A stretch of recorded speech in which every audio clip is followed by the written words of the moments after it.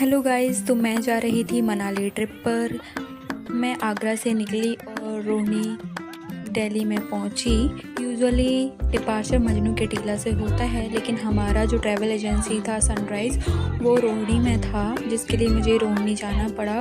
उसके बाद हम निकल गए 6 बजे। उसके बाद डिनर के लिए हम पहुंचे तिरंगा ढाबा, जो कि हरियाणा बॉर्डर पर स्थित था, जो कि बहुत ही शानदार था। और इसकी तरह और भी ढाबा थे जो कि हमें देखने मिले थे, जो कि बहुत ही शानदार थे। यूजुअली हमारे एमपी में इस तरीके के ढाबे नहीं होते हैं, जो कि मेरे लिए नया था।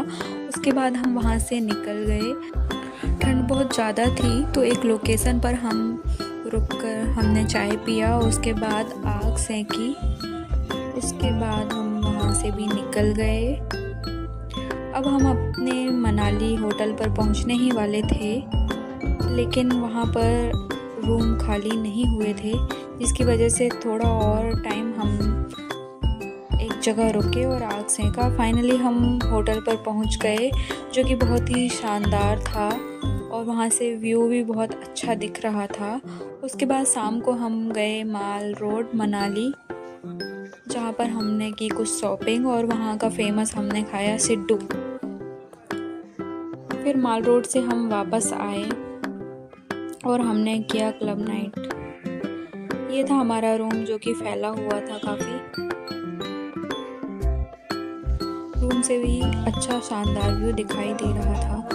अब हम जा रहे थे सोलांग वैली, जहाँ पर स्नोफॉल हो रहा था।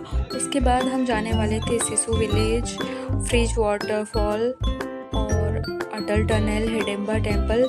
खैर सोलांग वैली के बीच पर ही अटल टनल पड़ता था और सोलांग वैली में काफ़ी एडवेंचर्स भी था। ट्रैफिक कुछ ज़्यादा ही थी, तो हम पैदल ही निकल पड़े थे।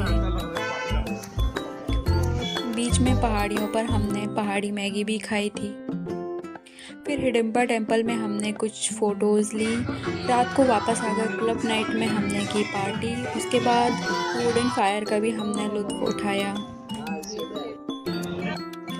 उसके बाद दूसरे दिन हम पहुँचे कुल्लू, जहाँ पर हमने की पैराग्लाइडिंग मनाली में भी होती थी, लेकिन हमारा जो टूर कैप्टन था उसने हमें कहा कि सबसे ज़्यादा हाइट में इंडिया की पैराग्लाइडिंग कुल्लू में ही होती है और बाकी जगह पर सेकेंड टाइम रीयूजेबल पैरासूट का यूज़ होता है और कुल्लू में डायरेक्ट फॉरेन से आकर पैरासूट यूज़ होता है। फिर हमने की रिवर राफ्टिंग।